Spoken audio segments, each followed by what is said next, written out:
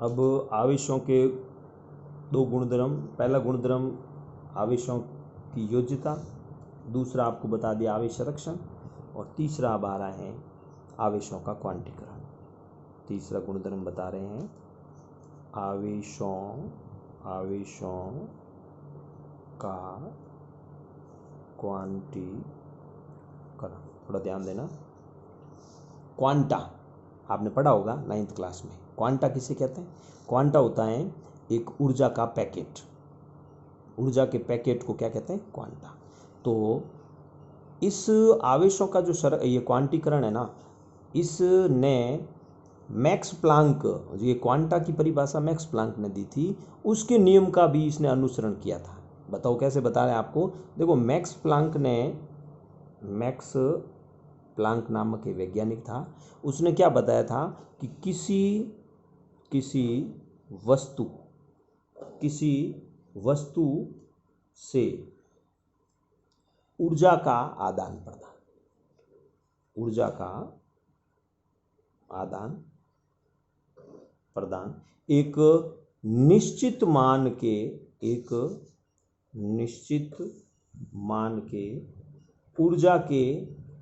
ऊर्जा के पैकेट के रूप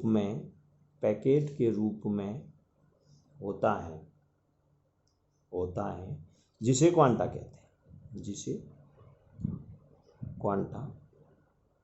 कहते हैं, या फोटोन कहते हैं। इसका दूसरा नाम क्वांटा या फोटोन होता है। ये तो मैं पहले मैक्स प्लांक की, क्योंकि आवेश का क्वांटीकरण है ना, ये मैक्स प्लांक के अनुसार ही निर्धारित किया गया। तो पहले मैक्स प्लांक ने क्या कहा था कि अगर किसी भी वस्तु को ऊर्जा दे रहे हैं या वस्तु से ऊर्जा ले रहे हैं, अर्थात किसी वस्तु से ऊर्जा का आदान प्रदान हो रहा है, तो वो आदान प्रदान एक निश्चित मान के ऊर्जा के पैकेट के रूप में होता है, जिसे क्या कहते हैं? क्वांटा। और क्वांटा या फोटोन कहते हैं। उसकी ऊर्जा का सूत्र शायद आपको याद हो तो बता देते हैं। E बराबर H, और ये ऐसे लिखना है न्यू, इसको न्यू पढ़ते हैं, न्यू जो होती है आवर्ती, जो ऊर्जा है ना उसकी, इस न्यू को हम पढ़ते हैं आवर्ती। और जो H है इसको प्लांक नियतांक पढ़ते हैं। यहाँ पर H को क्या पढ़ेंगे? प्लांक नियतांक। ठीक है।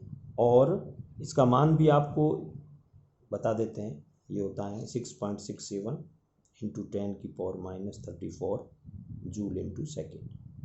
ये तो बताया था किसने? प्लांक ने बताया कि अगर किसी वस्तु को हम ऊर्जा दे रहे हैं और किसी वस्तु से ऊर्जा ले रहे हैं, तो ऊर्जा हमेशा एक निश्चित मान के पैकेटों के रूप में होती है, जिसे क्वांटा कहते हैं। और इस जो पैकेट है उसकी ऊर्जा का सूत्र होता है E बराबर H न्यू, जहाँ H तो होता है प्लांक नियतांक, जिसका मान होता है 6.67 10⁻⁻34 जूल सेकेंड, और न्यू होता है, उसको हम कहते हैं आवर्ती। अब मैक्स प्लांक ने जो नियम दिया ना, इसी का ही अनुसरण वैज्ञानिक था मिलिकन। पहले तो पढ़ाया आपने।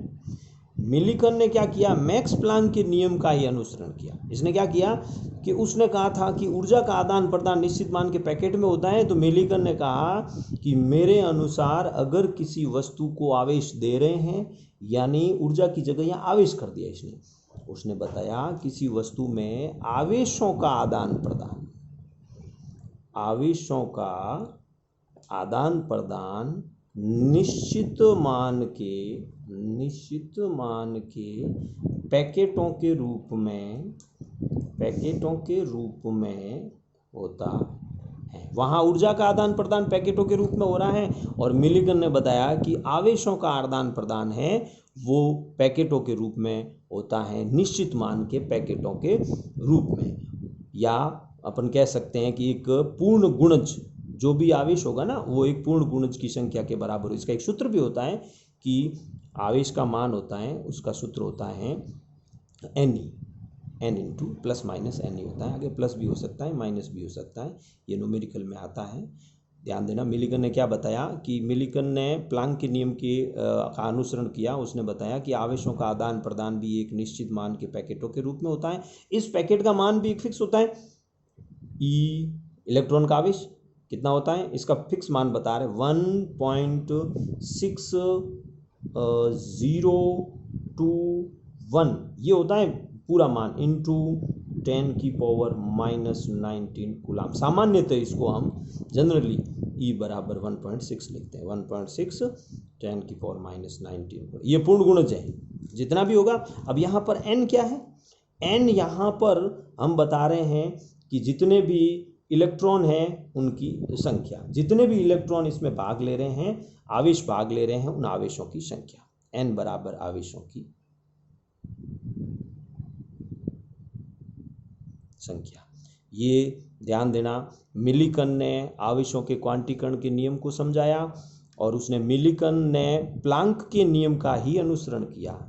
इसने बताया कि प्लांक ने बताया कि वस्तु का, जो वस्तु से ऊर्जा का आदान प्रदान निश्चित मान के पैकेटों के रूप में होता है, जिसको क्वांटा कहते हैं, उसने ऊर्जा बता दी और इसी का अनुसरण मिलिकन ने किया। उसने कहा कि आवेशों का आदान प्रदान भी एक निश्चित मान के पैकेटों के रूप में होता है, या हम ये कह सकते हैं कि निश्चित पूर्ण गुणज के रूप में होता है आदान प्रदान एक पूर्ण गुणज में। पूर्ण गुणज जैसे उदाहरण बता देते हैं आपको, जैसे मान लो n बराबर आ गया 5, n बराबर 5 आ गया तो आवेश कितना हुआ। तो कहते हैं कि भाई किसी वस्तु पर 5 इलेक्ट्रॉन उपस्थित हैं तो आवेश बताओ। प्रश्न मर जाता है कि किसी वस्तु पर 5 इलेक्ट्रॉन उपस्थित हैं तो आवेश बताओ। सीधा सा सूत्र लगाओ, Q बराबर प्लस माइनस लगा दो, जो भी आवेश होगा प्लस माइनस कैसा भी।